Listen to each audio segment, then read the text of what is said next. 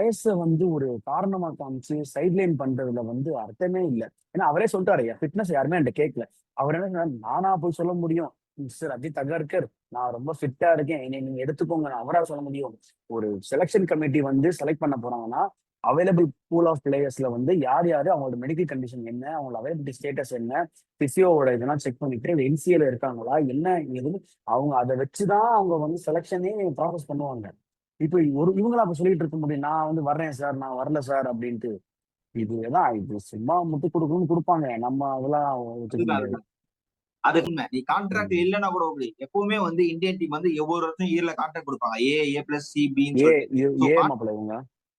அதான் கான்ட்ராக்ட்ல இருக்க ஒரு பிளேயருக்கு நீங்க கிளியரா கம்யூனிகேஷன் கொடுக்கல அப்படின்றது வந்து that shows how the BCCI டீமா அப்படின்றது. ஒரு 15 பேர் 16 பேர் என்ன கேட்கிற பிளேயர் மட்டும் போதும், மத்தவங்களுக்கு வந்து இல்ல அப்படின்னு அவங்க ஸ்குவாட் அனௌன்ஸ் பண்ணதுக்கு அப்புறம் தெரிஞ்சா போதுன்றது வந்து அது வந்து ரொம்ப பேடான ஸ்டேட்மெண்ட். ஏன்னா ஒரு கான்ட்ராக்ட்ல இருக்க பிளேயர் கிட்ட நீங்க கிளியரா கம்யூனிகேட் பண்ணணும், இந்த மாதிரி நீங்க வந்து ஃபிட்னஸ் இல்லைங்க, சோ நான் we are not considering for you for the white ball format, நீங்க ரஞ்சி ஆடினீங்கன்னா then possibly we can do for the other அப்படின்னு சொல்லணும். நீங்க வந்து ஒரு கம்யூனிகேஷனே பண்ணாம அண்ட் மோரோவர் இந்தியா டீமுக்காக நிறைய வின் பண்ணி கொடுத்த பிளேயர். 2023ல செமிஃபைனல்ல நியூசிலாந்து கூட எடுத்த 6 விக்கெட் மறக்க முடியுமா? ஏழு ஏழு மும்பைல ஏழு எப்படி விக்கெட் போட்டு மாப்பிள்ள. கேலி பண்ணிருக்காரு. நாங்க வந்து அவரை பார்த்துட்டு தான் இருக்கோம், அவரு ரஞ்சி டிராஃபில எப்படி ஆடுறாருன்னு சொல்லி பார்த்துட்டு செலக்ட் பண்ண போறோம்.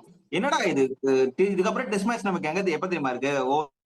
நவம்பர் மாசம் 2026 நம்ம போய் நியூசிலாந்து ஆட போறோம். அப்ப இப்ப ஆடின ஃபிட்னஸ் வச்சு அப்ப பாப்பாங்களா? இப்ப அவர் ஒயிட் பாலுக்கு அவர் கேக்குறாரு. ஏன்னா எஸ்பெஷலி நமக்கு இந்தியால ஒரு வேர்ல்ட் கப் வருது, அதுக்கப்புறம் 2027 சவுத் ஆப்பிரிக்கா வேர்ல்ட் கப் வருது.